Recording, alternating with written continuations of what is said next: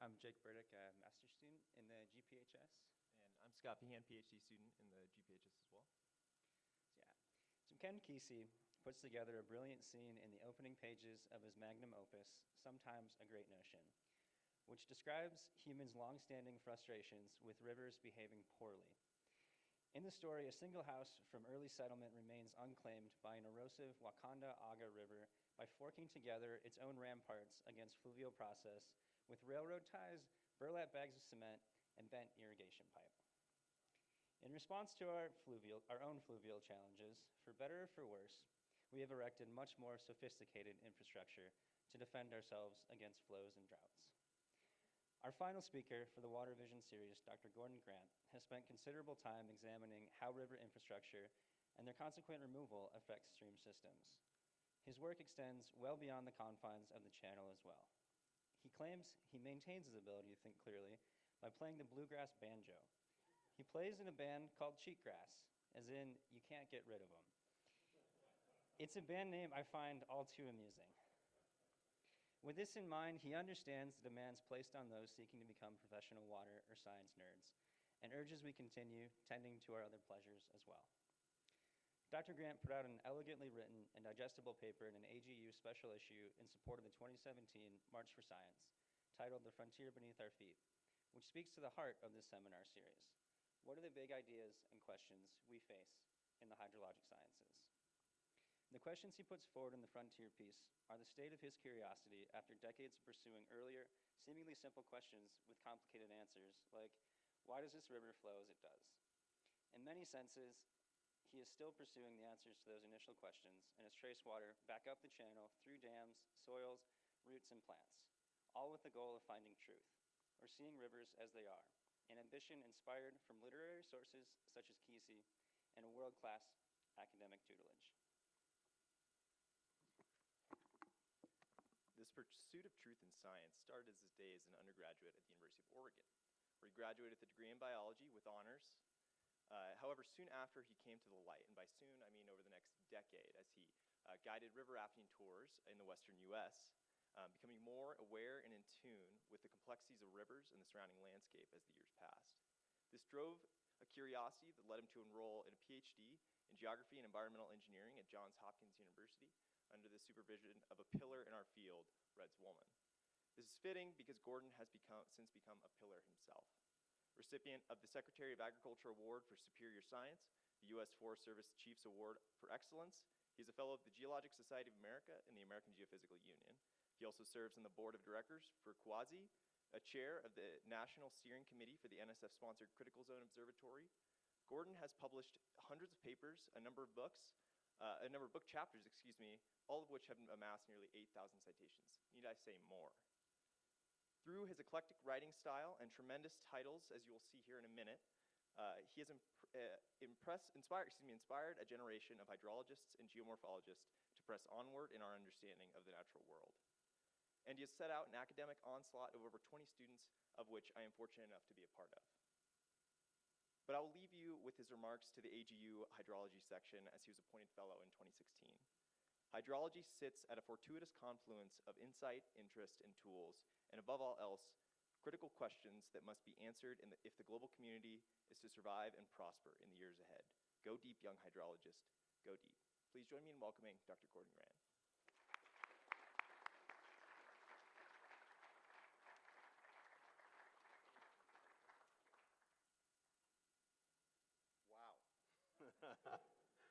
Wow. Like most of you who have some modicum of this stuff, it's snow really, in the beard or similar, I've sat through a lot of talks and heard a lot of introductions. That was one of the best. Thank you. It was great. I am delighted to be here and really honored to be here and showed me the range of speakers that you've had over the semester, and it's really an impressive list. And I think it speaks to what I can only describe as a palpable buzz that I feel on this campus. And I think that's a good thing, and I think you're all fortunate to be here, and I feel very fortunate to be able to talk to you today about a subject that is of interest, I believe, from a variety of different angles. So actually, I'm going to need a clicker. Thank you. So what I'm going to do today is to ask a very simple question. And as my introducers pointed out, simple questions are often the most interesting.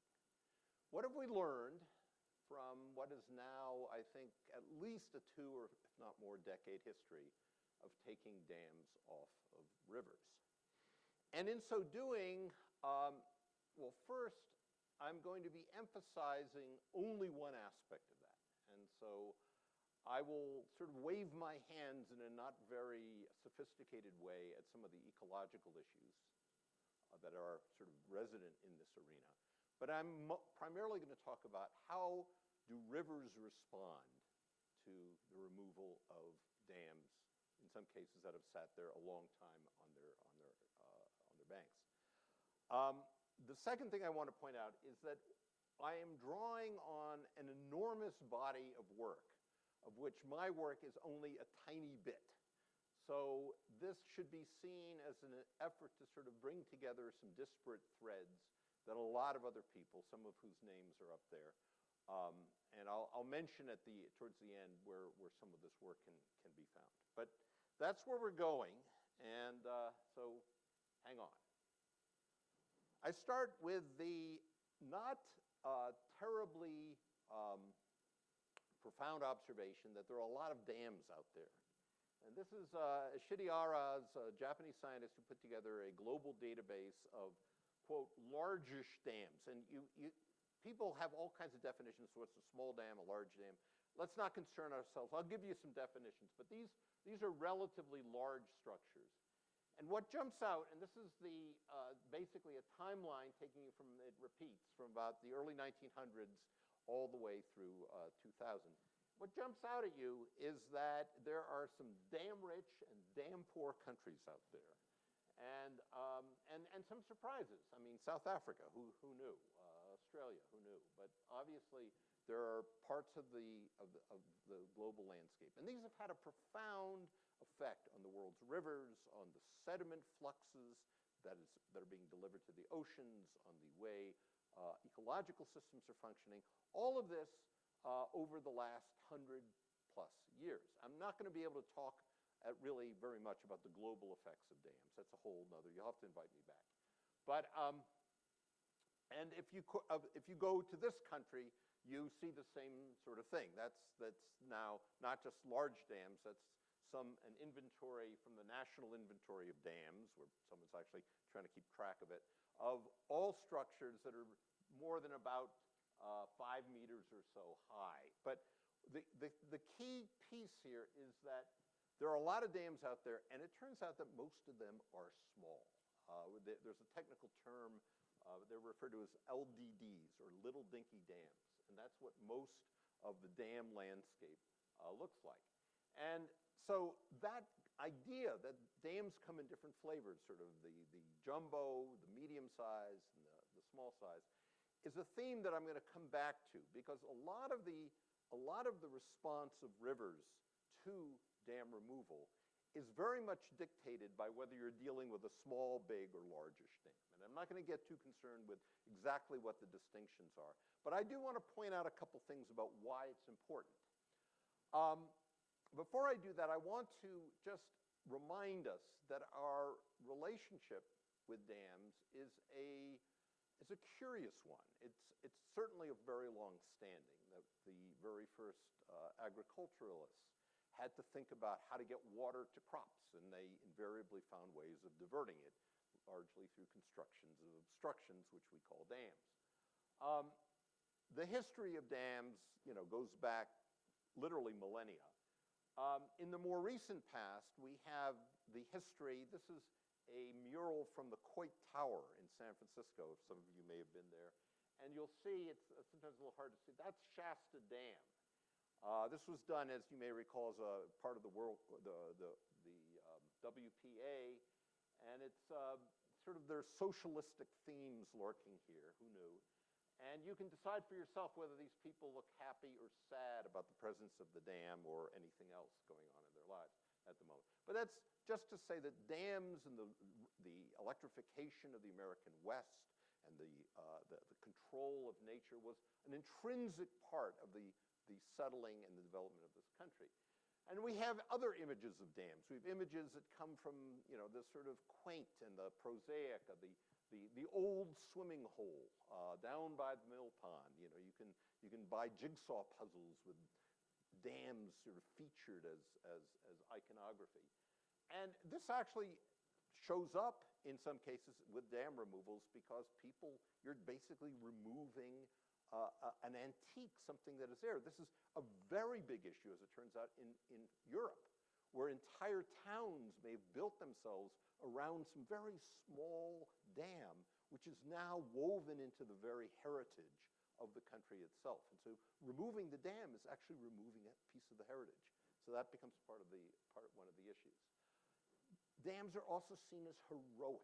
They give us a sense of mastery, of control over forces that are really much larger than us. This is from a postcard. This is the Milltown Dam, or the dam formerly known as the Milltown Dam. It was removed outside of Missoula, Montana, and it was on a postcard, and the postcard said, a rise of 12 and a half feet, but it stood the test. This was the first big flood that happened to Milltown Dam. The flood also brought in about 3 million cubic meters of copper-contaminated sediment, which posed a bit of a headache when they began to think about taking this thing out. But there's the heroism of dams. But starting at about, I would say, in the early 1990s, but really kind of picking up steam all through the 90s, there was an increased interest and focal environmental focus on this idea of removing dams for a whole suite of reasons. And this began to show up in the press. It even made the cover of Time magazine at one point. And roughly at about the same time, the science enterprise began to pay attention because this seemed like an interesting experiment with rivers.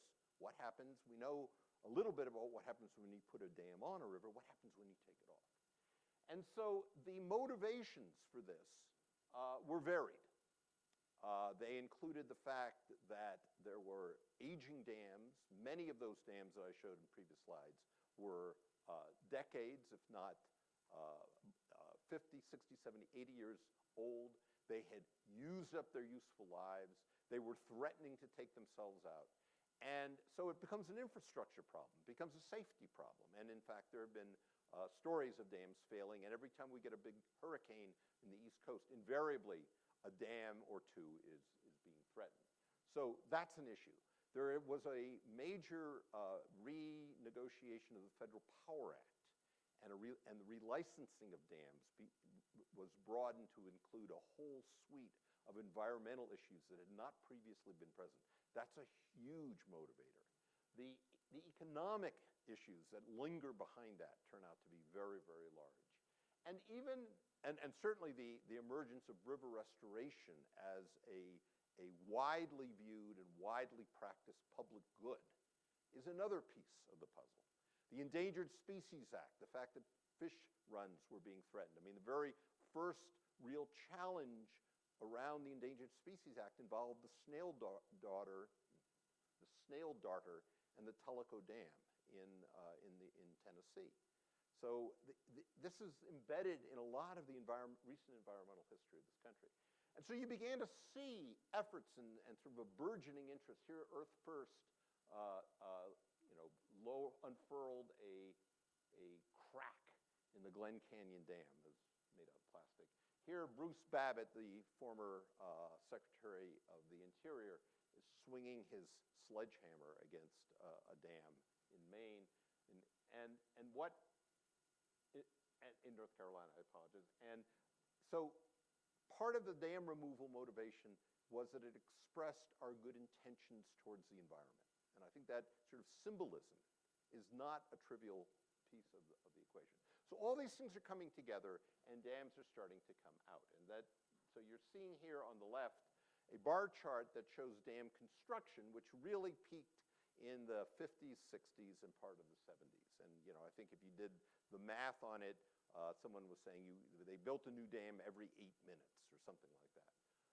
That has since, at least in this country, gone to very low levels. In the rest of the world, however, and I'll come back to this at the very end, it is going like gangbusters in a lot of places. And a lot of these dams are very large, and they're multiple complexes. On the other hand, here is the rise of dam removal over roughly the last 100 years, very low levels, and then as we get into the 80s and 90s. And the distinction here is between the small dams that are shown in the light color and the large dams. Most of the removals to date have been small by any standard, that is less than 5 or 10 meters in height. And there is an unequal geography of removal. So you see some states, particularly along the East Coast, which is a little surprising, but there are a lot of mill pond dams on the East Coast. A lot of these have come out in places like Pennsylvania.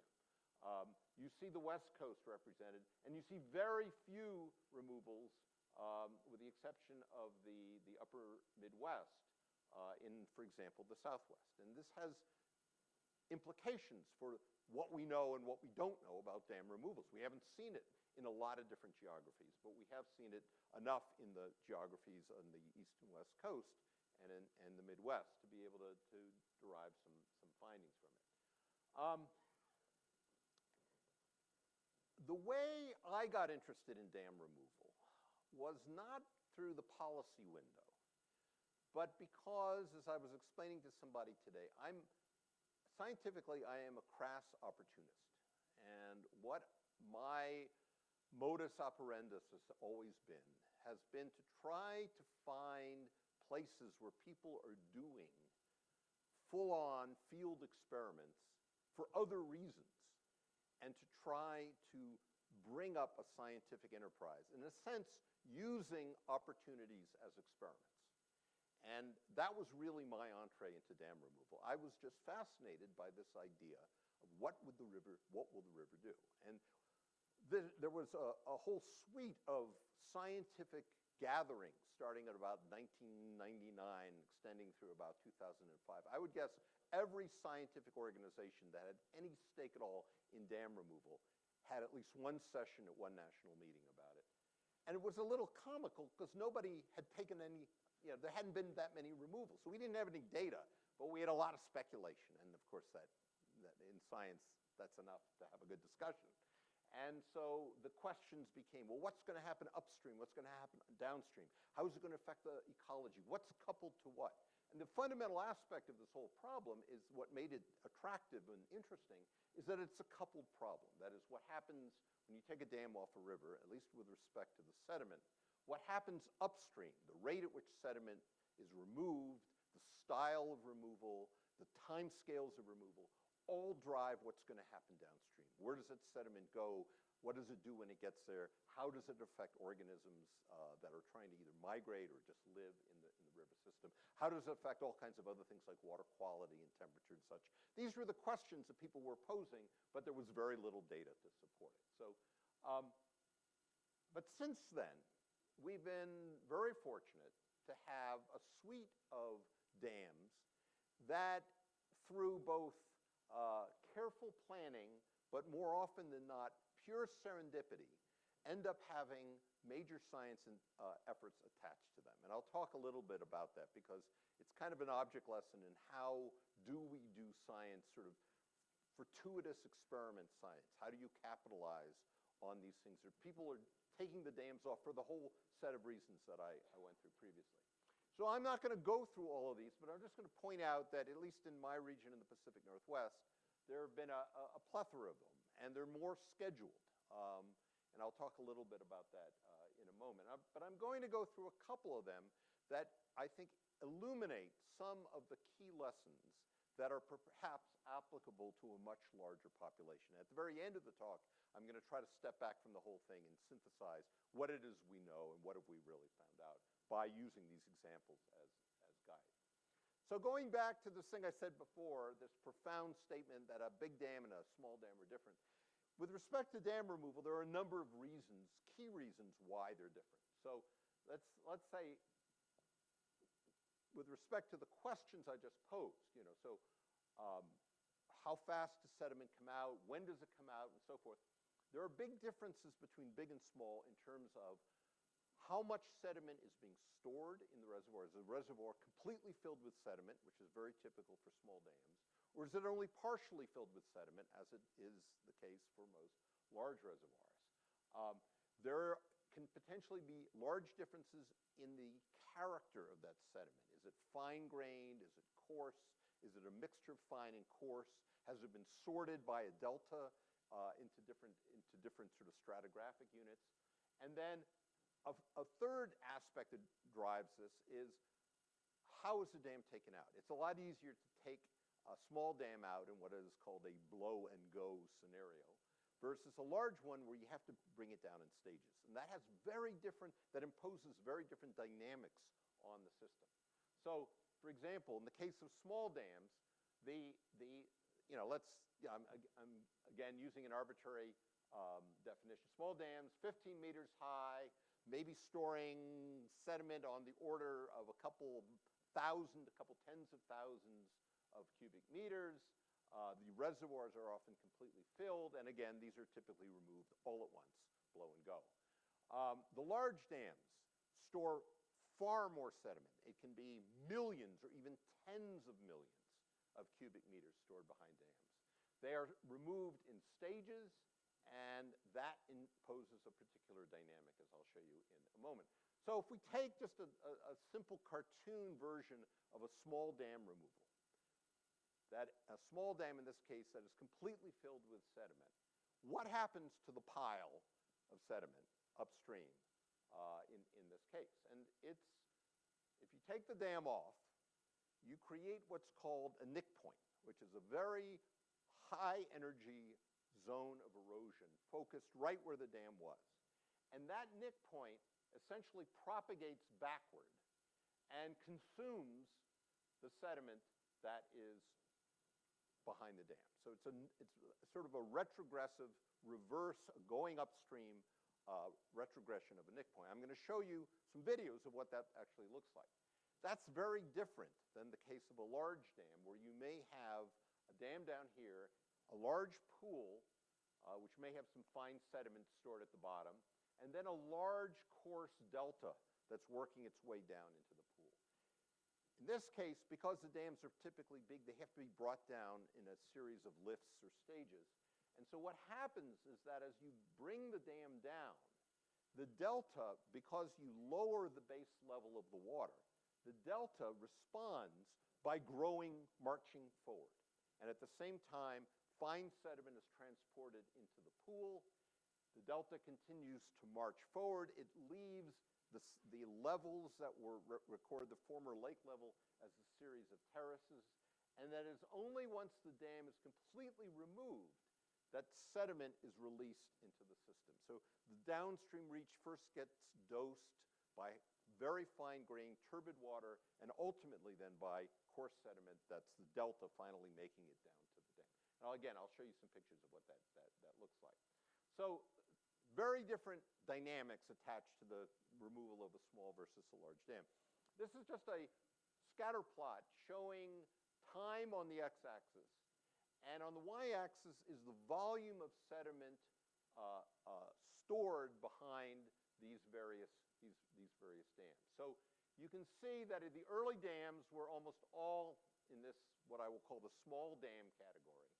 But over the last, say, 10 years or so, we've gotten into some fairly large dam removals involving, millions, if not more, in some cases tens of millions of release of, or at least potential release of sediment. In the case of the Klamath dams, which are on people's minds, you're sort of way out there. These are large sediment accumulations. So progression from small to large, to moderate size to large over time. Okay. So let me show you the easiest example, which is the removal of an LDD, a little dinky dam. This is what most of these things look like. Okay. Most of the examples I've talked about to date have been of this ilk. That is a small structure that's 2, 3, 4 meters high, was put in probably as a diversion structure, perhaps is attached to a mill. And you see the sequence. There's the dam. It was taken out in 07. The dam, the sediment that is released is still stored as a bar immediately afterwards. And then over time, the channel has cut back down through it. The bar is becoming vegetated. And in fact, an old crib structure that nobody knew was there was revealed by the downcutting of the channel. This, by the way, is one of the interesting little sidebars to dam removal is you never know what you're going to find. Jimmy Hoff has not been found yet. But that gets revealed. History gets revealed as these things come down. And then the downstream effect, I would argue, is decidedly a modest one. That is, the sediment that's been released from the dam, this is on order of several thousand cubic meters released in this blow-and-go scenario. Basically what it did was it set up as a series of bars in the immediate downstream reach. So here was the dam right in here, right in there, and the reach immediately downstream basically grew bars. The bars upstream diminished, the bar above the dam diminished, the ones below the dam grew. And that was that, okay? And then the thing sort of sat there, and there's been minor editing over time. So the river quickly digested this meal of sediment that had been released, and in many cases, you are hard-pressed coming back afterwards to even know there was a dam there. And that's the majority of cases. And that's really the reason why people have gotten rather enthused about it. It looks like you can do it, no harm, no foul. Okay? And again, I'm just talking about the physical effects. There may be other biological effects, but I suspect, given the modest nature of the physical changes, that the biological and ecological effects have been similarly modest. But, there could be some twists. One thing I should emphasize here is that all of these examples that I'm showing to you involve releases of, quote, clean sediment. That is not the Milltown example, but examples where the sediment, whether it's fine-grained or coarse-grained, is not contaminated by metals or nutrients. There have been some examples of that.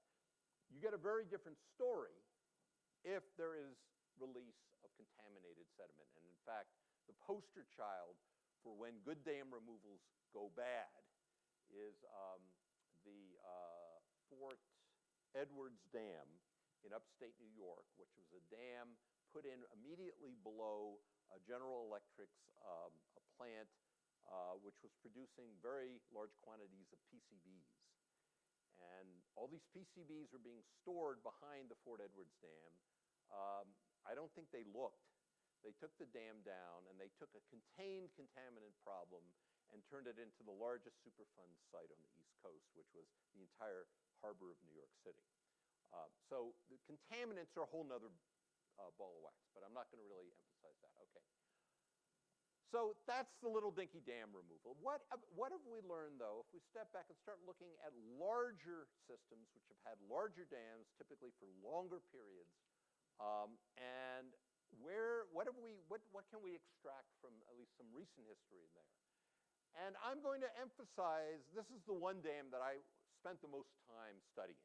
It was about 10 years ago. But I think it's somewhat emblematic of how dams filled with sediment. This is kind of an oddball. I mean, they're all oddballs. Every single dam removal has its own, each dam is unique, each river is unique.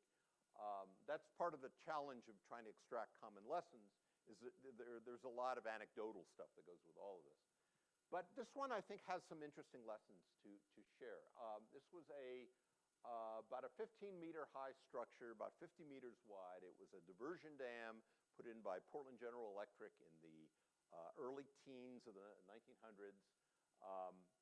And it was removed because of a FERC relicensing that was deemed, if they were going to have to provide fish passage around it, the fish passage would have been too expensive, and it was cheaper, given the power costs and needs at the time, to consider removing it than to try to retrofit it to make it bring it up to environmental standards. I have been told since, and it is a subject of some contention among Portland General Electric executives, whether if they were asked to do it today, whether they'd do it or not. And there's some differences of opinion. But they did. They got it through. And this was of a particular interest from an experimental standpoint, because in fact, in some of these dam removals, they actually dig up the sediment and cart it off. In this case, the idea was we're going to remove the dam and then let the river just have the sediment and see what happens. So to provide context, and the context around these dam removals is non-trivial, because they all sit in rivers that have particular histories, that have particular watershed characteristics, have certain sediment loads, and so understanding how the dam fits into that turns out to be important. This is Marmot Dam on the Sandy River. It drains a charismatic volcano by the name of Mount Hood, about 60 miles east of Portland, Oregon. The dam came in here. The whole point of the dam was to basically divert water, take water through a tunnel, put it into this river, and then eventually bring it down to a forebay. The nature of the river itself was very heavily impacted by its proximity to Mount Hood. So Mount Hood is up there, you see up there, and it just shall I say, drools sediment into this system. The reason it's called the Sandy River is when Lewis and Clark came down the Columbia, they got stuck in quicksand at the mouth of it, and there had just been an eruption of Mount Hood about 20 years prior. So the river has this very strong volcanic, draining this volcanic history. So the upper reach is full of sediment. This is actually looking immediately downstream from the dam when it was there, sort of a cobbly, riffly. It's steep, it's high energy. Immediately downstream of that is a gorge, a wonderful kayaking, class 4 plus kayaking run, very close to Portland. And then immediately below that is where Portland comes on a hot summer afternoon to go swimming, which are these sandy, large sandy beaches. So there are different characters, different reaches of this river that all were part of this story. Again, you see the schematic of the dam itself. The dam was here. It was a diversion dam. It put the water in the canal. The canal was dug through the mountain by a suite of Irish and Chinese laborers back in the early 1900s. The water from that was diverted, plus the water from the Little Sandy River, which had a little diversion dam, was then put into a canal. That's the canal, made out of wood. And by the way, that wood was failing or it was burning up in forest fires. There were a lot of issues. And that was all taken into a forebay here, and then the power was generated. About 25 megawatts of power was generated by running the water back into the Bull Run River. So a lot of these dams, and particularly in places like California, and I assume around here as well, are kind of these Rube Goldberg schemes of waters trapped here and pushed there and lifted up there. That becomes part of the context. Driving this issue was wild and scenic endangered species and the fact that there was no good way to get fish around the dam that was cheap. The deconstruction of the dam involved the building of what's called a cofferdam, which is basically, here's the main structure. They basically pushed up river sediment, gravel and sand, into a temporary dam upstream so that they could get the main structure in the dry. They had a diversion canal that went around it. When they removed the main dam, they sort of took it down. It was dry. They put it on trucks. They carted it away. So that all was left was the cofferdam. When they took down the main structure, though, that obviously was the photogenic opportunity, at least for some people. And so they invited the press out, and they also, when they put the dynamite in to blow up the top layer of the dam, they salted the holes with additional gunpowder to create more smoke. So you would get a very dramatic picture of the dam going out. I mean, again, this is part of, now the heroic are the dam removers, you know. And so what was left at the end of the day was, here was where the main dam was. There was a diversion canal, and then there was this thing, this cofferdam, again, made up of unconsolidated sediment. Okay, so the management concerns. Now, each one of these dam removals has a suite of concerns that go with it. What's going to happen? We didn't know. There was a concern about if we started to if the dam went out and all the sediment came downstream, would the fish be able to survive? Would you create unstable terraces? And so the concept was that we want to reduce the window of time over which this is occurring as much as possible. It was the dam removal analog of, do you take your Band-Aid off slowly or quickly? You take it off quickly, get the pain over quickly. So the idea was, let's figure out a way to promote rapid evacuation of the reservoir. There was consideration given to increase flood risk downstream. Where that comes from, by the way, a lot of people think, it's the dam holding back the water. No, no, no, no. These dams are all run of the river, at least this one was. And the flood risk was that all this additional sediment was going to set up in the bed of the river, raise the elevation of the river, and the flooding would mean that you would have more frequent out-of-bank flows. Fortunately, there weren't many people living downstream, so this was not seen as a major issue. And there were some concerns about whether you were going to have refugia for habitats. So this was sort of the backdrop, and really we didn't know. No one had done this at this scale. At the time of this removal, this was the largest single dam removal in terms of sediment in I think, the world. It was about 3/4 of a million cubic meters of sand and gravel and cobble. Okay. Here's where the science comes in. In order to make progress in our understanding at a time when we really didn't have any data, one of the things you can do is you can build a physical model. So we had a scaled, sort of anatomically correct model of the Marmot Dam setup in the St. Anthony Falls Laboratory in Minnesota. So here's the dam, and then we have sediment accumulated, and all this was topographically scaled and Froude scaled and so forth. And we did a set of experiments to see, could we in fact accommodate those different objectives of getting the dam off quickly and not, keeping this sort of lingering problem. So we had, here's our main structure, here was our cofferdam made out of essentially silly putty.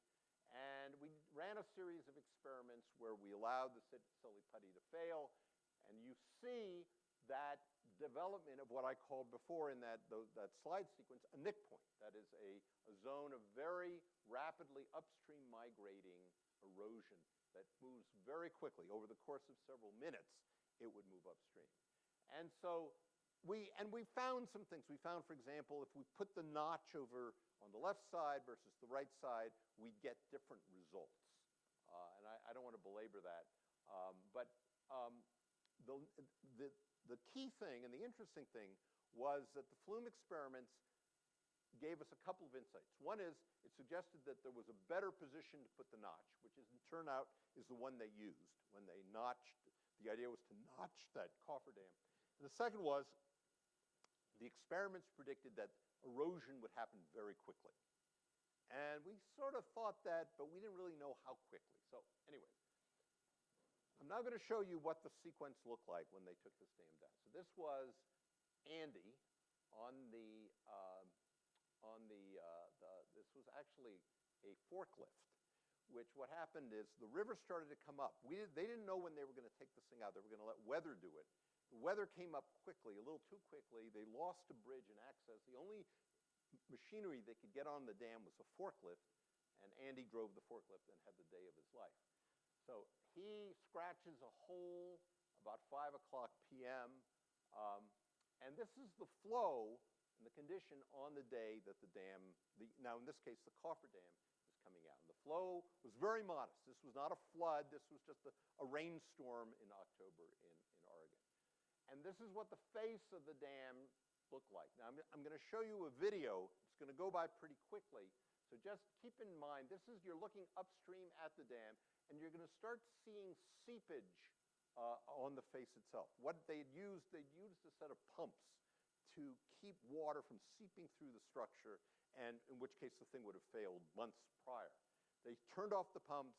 Andy took them away in the forklift, and you'll see the first signs of something going on is seepage failure. Then you'll see the notch getting scratched over on this side over here, and then we'll take it from there. So this is from the USGS cameras, and there's forklift, and you'll start seeing water appearing as it seeps through the surface. There's small debris flows going. Now he's putting the notch. That was an hour. That was an hour, okay? And then the next morning, we came back, and it was that. And those are the casings for the pumps that they use to keep that's the dam right there, okay? It went fast. You want to see it again? Actually, you want to see it up close and personal? So we were sort of running around like idiots watching this thing. And there is a movie done by National Geographic that has me as the chief gibbering idiot in this case. This is water now that's being released out of the notch onto the face. Watch the development of this sequence. As the water's eroding downward, more and more water is getting access. Steps are forming, turbulence, landsliding is occurring along the edges of the flow, and the steps are migrating back up the channel. There's the forklift up there. You're seeing more and more water you're seeing the steps becoming more and better developed. Hydraulic jumps are forming. You're seeing sloughing occurring. I mean, this was all changing in like minute to minute, and then all of a sudden, it just goes like gangbusters. And there are kayakers I know who would run this. And then this was looking downstream from the notch itself, and it was of interest that, you're looking down. This is when the things were really getting going here. The dam is basically eroding, but no nick point has shown up yet. But you can just start to see it forming, and then 5 minutes later, you see this. You see this sort of arc here. This is the nick point that's rapidly retrogressing back into the sediment deposits. There were fish that were stranded on terraces as this eroded back and leaving terraces high and dry. It was very exciting, okay? So that's just a picture again of the nick point. And again, it was eroding over time scales. You couldn't keep, if you blinked, you'd miss something. It was very, very interesting. And water was being sort of shunted around. The nick point itself, we sort of kept track of it over time. And so it moved back. It was moving back about 3 meters a minute. So it was just marching almost, at a walking pace. It was interesting that the experiments that we had done in the lab suggested that it would reach here in about 12 to 24 hours. And in fact, that's exactly what it did. It took about 24 hours for the steep zone to migrate up about a couple hundred yards. This is what it looked like from above. And this will kind of go on a little bit, but not. So this is where the removal's proceeding. The USGS camera is looking downstream at it. Then it gets dark. The removal just happened at the dark. And then the next morning, there's the reservoir, and you see the erosion occurring. That's like 10,000 years of river erosion in the course of 15, 20 minutes. River has cut down and is now widening laterally. And this turns out to be very common in these removals. It cuts down and moves laterally. And then we followed the nick point further up. It went up and around the bend, and over months now, it's slowly. So the thing went like gangbusters at first, and then slowed way down. And this is fairly typical. Where did the sediment go? Okay, this is a little bit of a busy graph, but the dam was here. You can see this. These are a series of longitudinal profiles. Basically, the sediment was eroded back from here, and it was much of the coarse sediment was redeposited immediately below the dam. So what happened was that the dam was, the sediment basically filled up the channel in some places as much as 3 to 4 meters. So the downstream, this is looking upstream at the dam. Subsequent to the removal, you see the casings. This was the morning afterwards. And then since that time, there's been a series of slow editings and changes that have occurred. The river is entirely disorganized. The bars are poorly sorted and disorganized. But then over time, and as the flows begin to operate on, here's a high flow event looking, and you see the bars becoming better sorted, and ultimately the channel looks something like this. I mean, if you go out today, it looks more or less like this. There's a riffle here, but basically it's bars.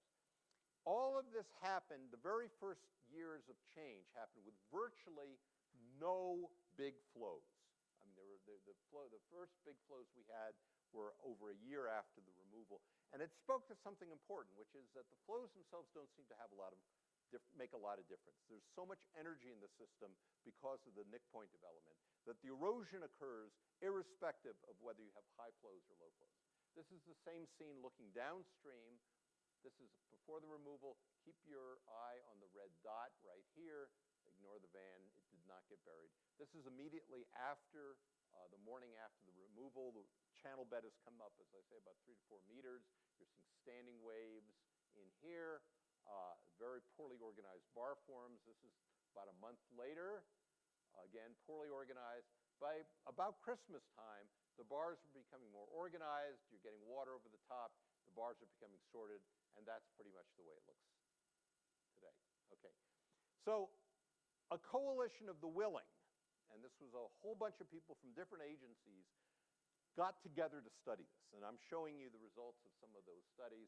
One of the key pieces that we did was what's called a sediment budget, where we looked at where the sediment went, how much went where. And the differences were striking between where the coarse sediment, which was mostly gravel, cobbles and such, and the fine sediment, which was mostly sand, went. So here is the overall sediment budget. The dam was here. The thickness of the line reflects the amount of sediment. And what you see is how much of the reservoir sediment, the fine sediment, just flushed through the system.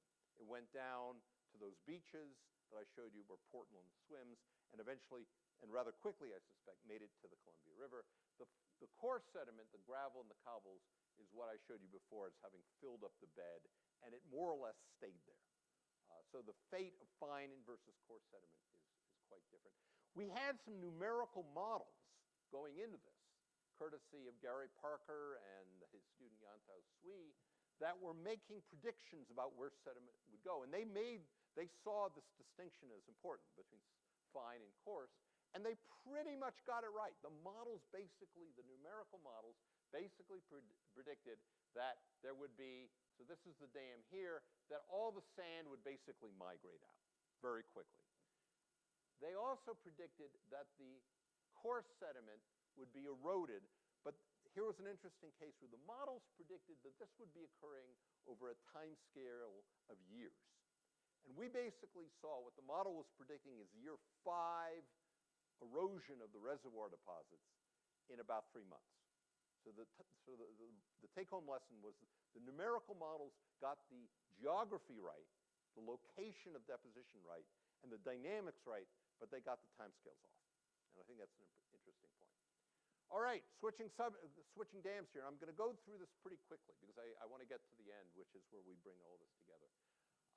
This is another dam, Condit Dam, not too far away, also a tributary of the Columbia River, and this time in Washington, full of about a larger load of about 2 to 3 million cubic meters of, in this case, very fine-grained sediment coming off of Mount Adams. This also, the removal style was different. They blew a hole in the bottom of the dam. And it was, again, a big dramatic event. A lot of people were invited. They blew the hole, and there was a lot of interest. The USGS was there. I wasn't there. Actually, I was in an airplane flying around watching it. And all the people studying this, for the most part, had been part of Marmot. So we sort of thought we knew what was going to happen. Wrong. This is a photo taken from the camera on the dam run by Andrew Wilcox at Montana. This is they're blowing the hole. They're getting ready to go. You'll see the lake level start to drop, and then you'll see a curiosity. The lake level is beginning to drop right now. You see it going down. And remember, it's like the water's draining out of a bathtub, exposing these fine-grained sediments that have accumulated over roughly 100 years at the site. And all this seems very, very, no big issue. You start seeing little landslides, little slumpage, the water turns turbid, and then all of a sudden, the whole thing goes as a debris flow. basically turned into a mud flow, because the material here was so plastic and had so little cohesion that it all failed at once through mass movements. And we got an enormous pulse of sediment, way off scale, that nobody had predicted. And in fact, the cameras downstream recorded this pulse coming through as this, here was before, here was the mud flow coming through this canyon, and here's afterwards. Very little of it, because it was fine grained, got deposited in the channel.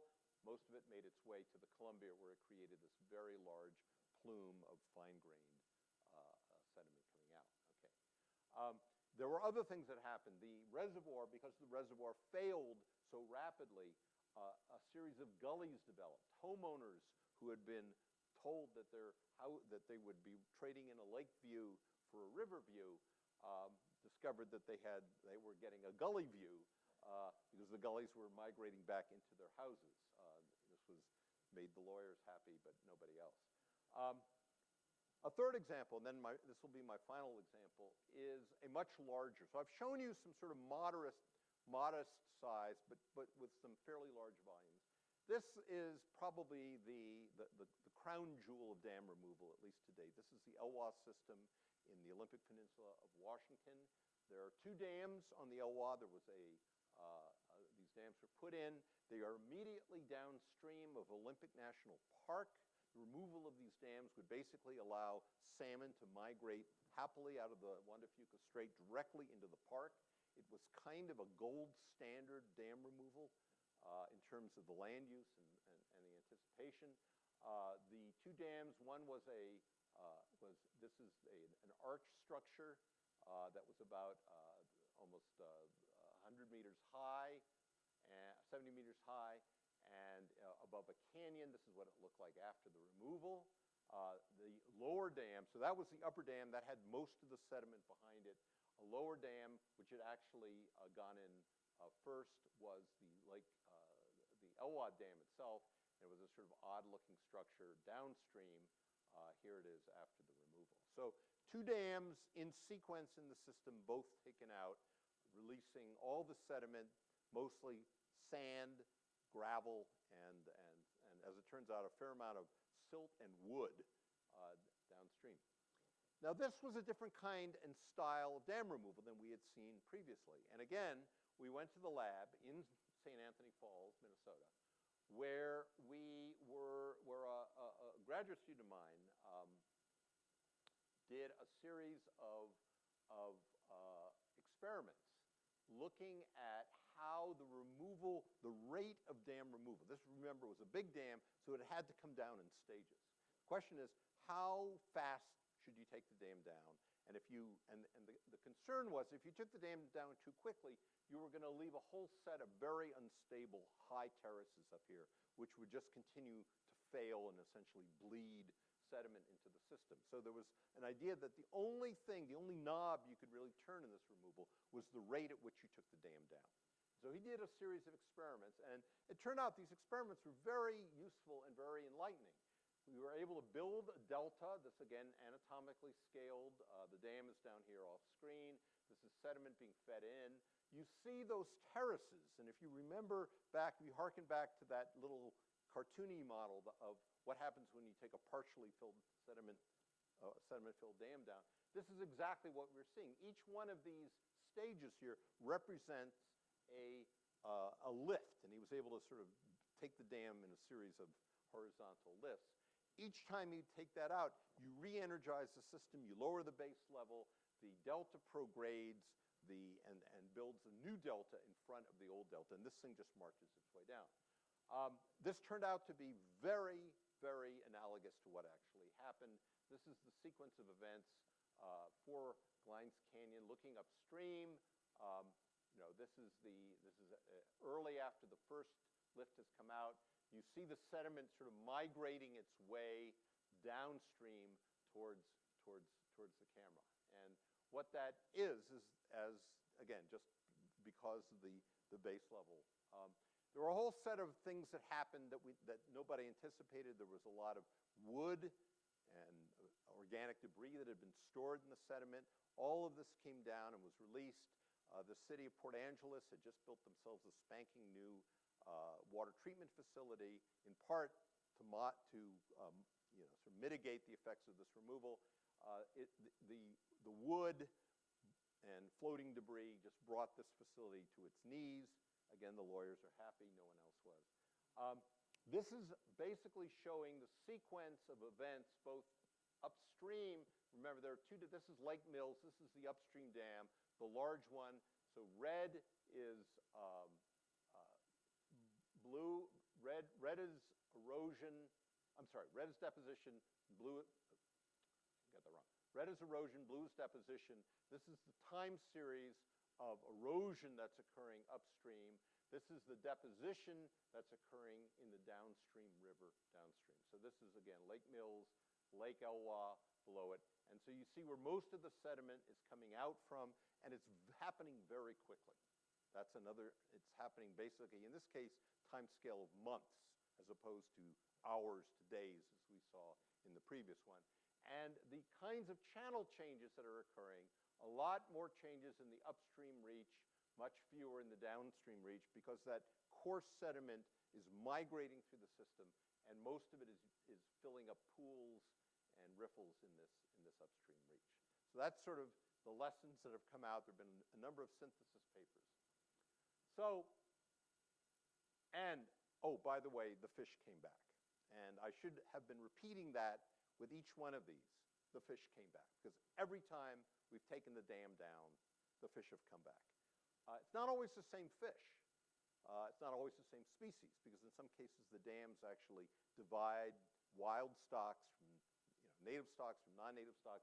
Now there's no control. Everything, but the fish always seem to find their way back in the system. Elwha, again, time scale 5 years, 2/3 of the sediment was gone. Okay. I'm going to finish eventually, soon, as my hosts probably are beginning to wonder. I want to just try to bring these vignettes that I've been showing you into some sort of perspective about what does all this mean, and how do we stand back from this. And again, I remind you of the kinds of questions we're asking. Basically, what controls the fate of the sediment upstream? And we've seen some very different fates, from rapid downcutting gravel. We've seen major slumpage. We've seen prograding deltas and such. And what controls the fate of where that sediment goes? How far does it go? How fast does it go? And we have now, I think, enough data to begin to make some sense of this. And some of this data because we're 20 years out, we're now beginning to do these efforts at synthesis. So for example, this was the result of the synthesis effort at the Powell Center, which is the USGS sort of conference and think tank center in Fort Collins. We had a working group on dam removal some years ago, and a whole suite of papers came out. If you're interested in this subject, I really encourage you to just Google Powell Center dam removal. You'll get to the page. All the papers are linked there. Okay. Putting it all together, the upstream story. This is the rate of reservoir erosion over time. So these are years on the x-axis, and this is the percent of the removal, cumulative volume of sediment that's been removed, expressed as a percentage of the total volume that was there. And what jumps out at you is several things. One is, in the case of the coarse, unconsolidated sediments, which are shown in this sort of mustard orange color, you see very rapid removal. That is, basically, it goes within the first year or two, you're up around 80, 90, 100% of the removal. And these are all cases where the dams have been taken off quickly. Okay. The slower cases, shown here in these darker colors, are cases where more cohesive sediment, that is sediment that retains cohesion and structure even as it's dewatered. In these cases, a lower fraction of the total sediment is removed. I haven't shown you examples of this, but this is very typical in the Midwest, where you have these clay composition. And then over here, over here we have examples of the staged removals, and where the removal has progressed over time. So the time scale of removal of, sort of in a sense, dictates the time scale of sediment flux out of the system. So that's one lesson, is that we're beginning to be able to distinguish fine grain from coarse grain systems, cohesive from non-cohesive, and see where the effects of the way you take the dam out affects the volumetric flux of sediment out of the system. Where does the sediment go? Basically, it fills in all the divots in the channel, in a nutshell. It does so very quickly. It did so at Brownsville. That first dam I showed you, it did so at a dam I didn't talk about at Savage. Basically, all the long profile is essentially smoothed, at least initially, by the release of all this sediment, if the sediment is coarse enough. If it's fine, it just goes on through. And then the river then gets in and begins to edit and reform and reshape and sort this material. And you saw that in those pictures at Marmot. You can begin to do some quantitative science here. That's more than just simply observational. You can begin to array channels in terms of their things like, all God's children need a dimensionless number. I got mine. It's E star. E star is basically a very simple dimensionless number. It's basically the total mass in the reservoir times the fraction of sediment eroded in 1 year, and I just use that as a reference point, divided by the annual sediment flux. That is, how much sediment, what fraction of the sediment is eroded in a year relative to the annual flux of sediment. So if there's a lot of sediment, there might be 10 years or 20 years of sediment flux stored in a reservoir, maybe even more if the dam has been there for any length of time. And what we're finding is that these dimensionless variables give us at least a handhold on being able to array the differences in behavior that you saw in some of the pictures. So what I'm showing here are some of the different dams over on the far left. The color scheme is the coarse sediment, that is the gravel and cobbles and gravel. This is basically, on the x-axis, is the distance transported. So it's basically asking, how far does it go? And the story is, the fine sediment goes all the way down, as far as it will go. The coarse sediment hangs up, and the amount of the volume that is stored in the channel tends to be arrayed more or less with this E star. So this is small E star down here, big E star over there. The E stars are arrayed over here. And so the more sediment you have, basically, the further it goes. And again, this is not, profound in a deep sense, but we now have these tools. And if you're a manager thinking about taking a dam down, this gives you you're beginning to get more than just a speculative window about what the future might hold. Okay. So coming out of this, we're beginning to build what we call hierarchies of control. The idea that there are different controlling features or factors in the system, and sort of in increasing and decreasing order of importance in terms of the upstream erosion. The first and most important thing is probably how you take the dam out. Do you do it all at once, releasing all the energy at once, or do you do it in stages? The second is whether the system, the sediment, is cohesive or non-cohesive. The third is the actual character of the sediment itself, that is it sand, is it gravel, is it clay? There may be other factors, like, for example, if you have bedrock in the system that gets exposed during the course of the incision, how does that hold things up? Sometimes you don't know. Sometimes it's only revealed in retrospect.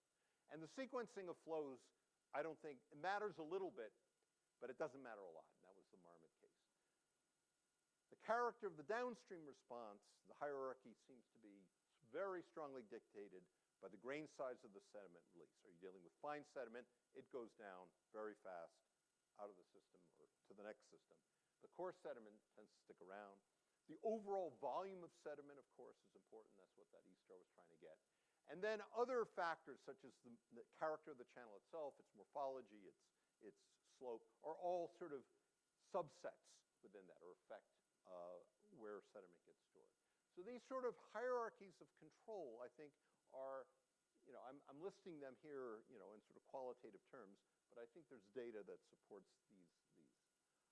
And we're beginning to see, as a recent synthesis paper proposed, sort of overall trajectories of change. So this is an effort to basically, at least conceptually, look at how the system, this is the pre-dam system over on the far left, this is time, the red bar is the time of removal, and basically the outcomes are sort of being constrained over time, that you get a very rapid sequence of events immediately following. You can sort of view this as a measure of the overall system. We use sort of very coarse words like condition, river condition, but basically you have a system with a lot of sediment, a lot of uncertainty, a lot of rapid changes, and then progressively the system works its way back. You don't necessarily get the river you left with or you started with in all cases. In some cases you do. In the case of like a Brownsville Dam, I don't think the river really knows that there was a dam there for very long. But other larger dam removals, I think the memory and history of that system is likely to persist over time. Okay. So I want to conclude with just a couple of thoughts. I think I've given you some feel for what the technical and scientific sort of body of knowledge is pointing towards. There's some other implications that we can consider and things to learn, lessons to learn from all of this. One of them has to do with some of the social and management-related issues that attach to this whole question of take dams off rivers. One thing is you don't need to study every dam removal. I think we have enough information in the can already to really provide guidance. And there are a number of papers out there that are directed specifically at people who are contemplating dam removals. And there are a lot of people contemplating dam removals right now. Just as an aside, I'm part of something called the Open Rivers Fund. I'm a scientific advisor to something called the Open Rivers Fund, which is basically a $50 million investment by the Hewlett Foundation to help organizations take rivers down throughout the western U.S. So we know enough now to be able to say that if the sediment is clean, that if the process is reasonably controlled, that basically the river will process the sediment in a relatively short period of time and sort of go on. We don't need to study this every single time. We do need to take account of things like hazards, flood hazards downstream. We need to think about other kinds of disturbances. And we certainly need, and I've given short shrift, and I freely acknowledge this, to the whole ecosystem. The ecosystem changes that have accompanied this have been much more complex because of things like a movement of native and non-native species, competition. I mean, these biological systems, they're just complicated. Let's see, let me move. And the other thing is just that getting the motivation to study something and getting the agencies involved to pony up some cash so you can do it turns out to be a harder problem than you might think. And a lot of these things I've given you examples of have proceeded not because somebody wrote a big check, but because it's been almost like stone soup, where somebody brings a rutabaga and somebody brings a carrot and somebody brings some potatoes, and eventually you get a soup, a research soup. And that's often been the way it's done. We can argue about whether that's a good way to do it or not. I submit that I think removing a infrastructure is probably as important to think about when you're building it as anything. And how you build that in economically is, I think, a non-trivial issue. And then finally, these things are good experiments. You really learn a lot. I want to conclude with a reflection about the future. I've been giving you the past and the present of dam removal. And I've already indicated that this thing has caught on, and people are enthused about it and eager to do it, and there's money available in some cases to do it. But as I don't need to stand up here and tell you that we are in uncharted waters in a variety of different dimensions. One of them being, what are we going to do? What role are dams going to serve in the future? Ann Nolan has told me that one of the questions, that one of the motivators for this whole series is, how do we come up with grand questions and grand visions looking down the road that schools and universities such as this one can be occupied with? One of the issues that I think we're going to be faced with is rethinking dams, the role of dams in a carbon-challenged future. Because in a real sense, dams represent solar energy. They're a relatively low-carbon way to extract energy from the environment. And how that plays off against all the other things they do is, I think, going to be an issue. And the power companies are already aware of this. But I would particularly point to people like myself as a former river guide. I mean, I used to sit around the campfire with the banjo and sing, "Damn the man who dams up the river," and everyone sang along. And it's easy to feel that way, and it's easy to think that way. But we're going to have to rethink a lot of things. And one of them, I think, is what role can dams serve in the landscape? And I would submit to you that we haven't done the thinking on this, because they can actually serve a variety of roles. They can serve roles of mitigating effects of changing flow regimes, mitigating effects of changing temperature regimes. They may be able to keep fish alive when nothing else will. I mean, we haven't really opened that door yet. And so what I would encourage you, as you think about some of the questions that you're going to be faced as students, and I'm very envious of all of you who get to be students now, because you're going to be here for a very exciting time, exciting in all senses of the word. And as institutions and organizations, that these are some of the kinds of questions we, I think, should be thinking about as we go. And so there is a picture of the dam formerly known as Marmot, and I thank you very much for your attention.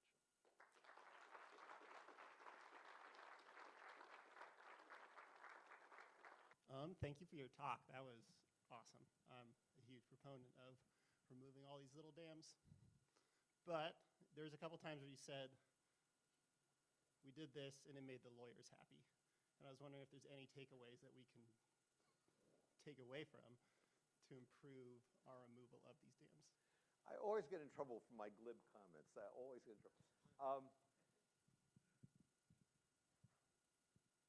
What happens, I think that where the lawyers have gotten involved have, at least up to date, have been the unanticipated consequences. To the extent to which we can use science to help refine and limit the extent of unanticipated consequences, we might keep the lawyers at bay. That's aspirational.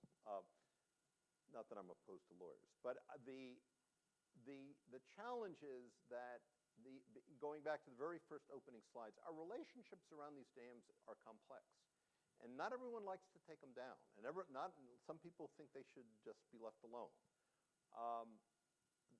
I think all of these questions eventually end up being societal cost trade-off curve sort of things. You know, what's the cost? What's the benefit?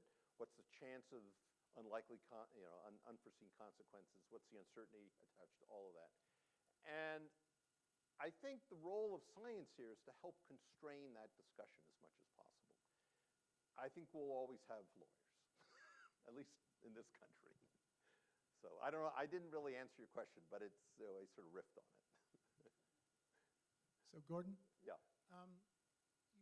You showed us several different ways that dams get taken down. Yeah. And you showed us several of the experiments at St. Anthony's. Are we at a stage where that kind of work, or the models and the like, are feeding into how these structures are taken down? Or are they more or less, are we at a point where, because of the engineering of the dam or the setting or whatever, that decision's made, and now what you're doing at St. Anthony is to tell them what's going to happen next? That's a good question. I think that, for example, the testing and the fact that the numerical modeling has been shown to be of value means that the numerical modeling was done by hydraulic engineers, civil engineers.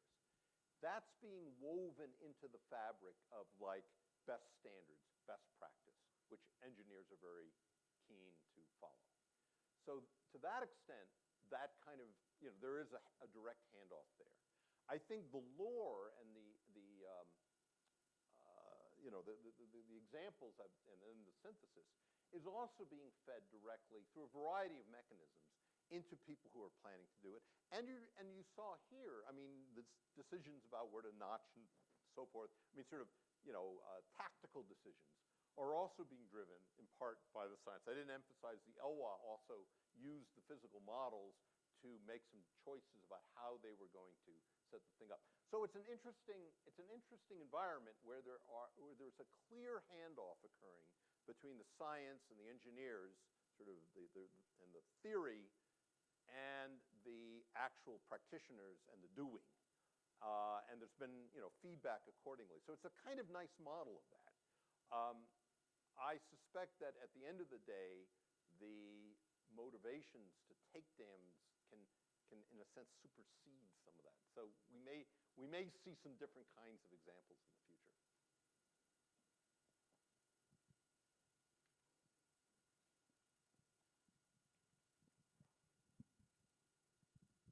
Thank you for that. You talked about some of these controls and understandings that you guys gained from some of these removals. Can you talk about kind of where the scale maxes out in dam removal with these understandings that were gained? Like the construction of some of these mega dams that has happened recently. Do you think that they've accounted for maybe a future of removing a mega dam or altering it?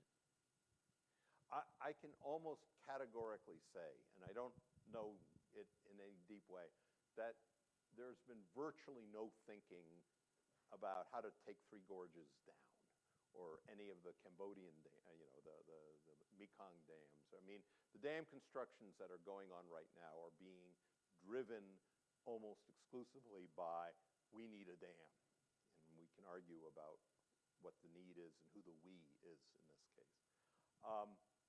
So I don't think anyone's, I mean, ideally, if you really were sort of a sentient culture, you might build your dam in a way that might allow it to be taken down at some point, or you might, for example, have mechanisms to flush sediment so that you can, sort of extend the lifetime of the dam. I mean, there are probably ways of managing dams now that could draw on this. One of the examples is the use, and this is showing up in Oregon, the use of what are sort of regular drawdowns for environmental goals. So, for example, if you have migrating fish, one of the ways you can get your fish through your dam, through your reservoir, is to draw the whole thing down. So it's basically a river with a structure in place. And if you have a way for the fish to get around the structure, you can sort of have them think maybe it's like a river and just going through. And the Corps of Engineers is beginning to use this as a strategy. That isn't exactly what you asked, but it's along those lines of using lessons from the dam removal sphere to feedback on not just the removing of dams, but also on the way they're actually managed with the dam still in place. And I think you're going to see more of that, I think. After dams are built, there's often a hungry water phenomenon and the channel downstream in sizes. When you release the sediment that's been trapped in the dam, I assume that gully allows for sediment transport and you don't build back that degraded channel down below so that you have access to the floodplain that had become a terrace. But maybe in those situations, the serial engineering had already occurred and there's now people living on the terrace, and so it maybe hasn't been allowed to be tested in that kind of a situation. Yeah, it's a good point. Your point is an accurate one, that there's often incision below these dams. That incision argument I've looked into that a bit. With these coarse grain dams, the amount of incision is really generally pretty modest. If you've got gravel or larger material, you may be dealing with a meter in most. I haven't found many examples of more than a meter or two of incision. And that typically when the dams go out, so the channel will reoccupy that, and then some, as you saw in Marmot, where it builds the bed, because you're dealing with the releases with maybe decades of sediment flux all at once into the system. So the channel goes through this re-equilibrium with its supply that might extend over 5-10 years. And during that time, you're almost certainly going to see higher bed levels, higher flood levels. And if people have colonized the floodplain since the dam went in, which is not atypical, then you will certainly, you can have that as a hazard that has to be mitigated. And that becomes one of the issues that you have to deal with if you're trying to take the dam out. Did I get at the question a little bit? Hi, Gordon. Thanks Hi. for a great talk.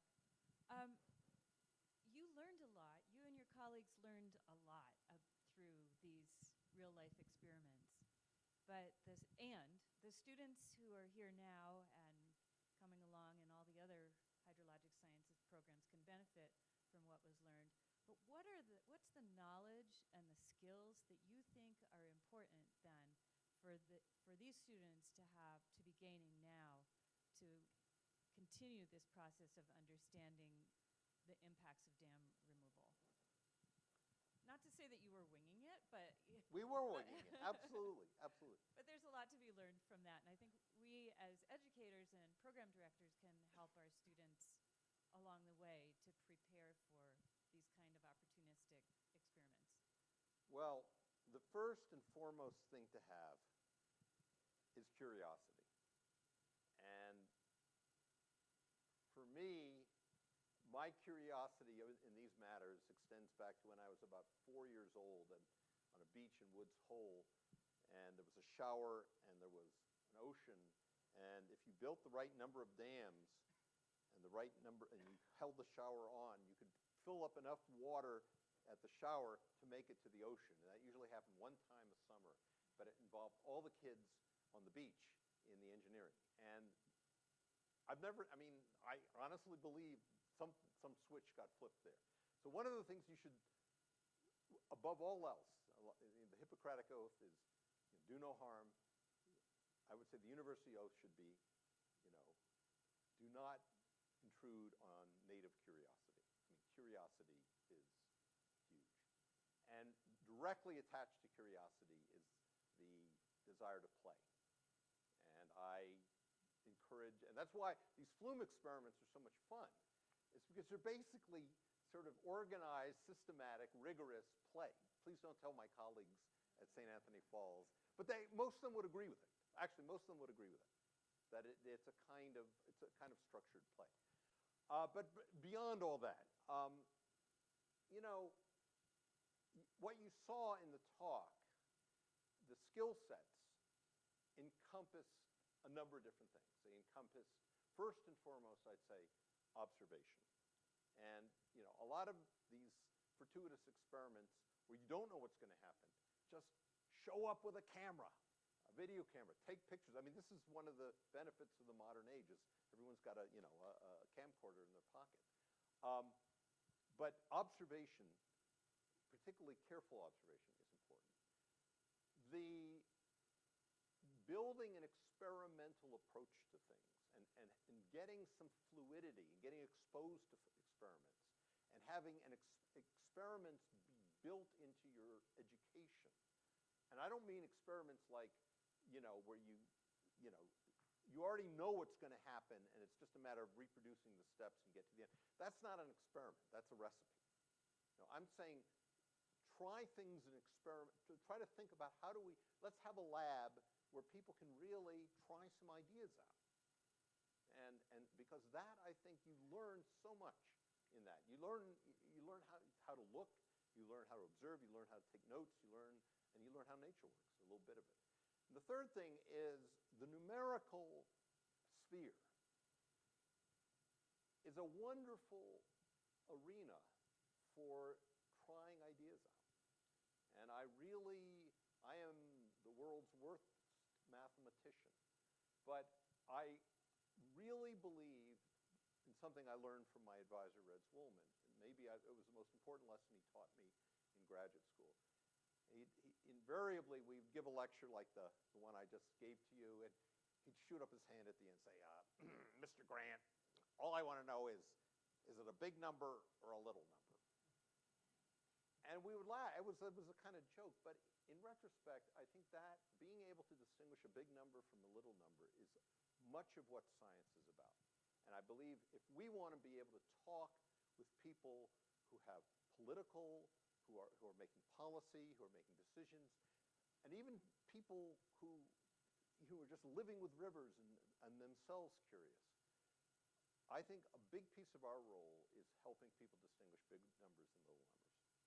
And that requires an education that lets you, that's sort of built into how you think about problems. That's where back-of-the-envelope calculations come in. That's where trying things out on the blackboard, just throwing things out and trying them out to see if it makes sense. The best scientists I know are ones who are constantly doing little back-of-the-envelope calculations in their brains to just help figure out, is it a big number or a little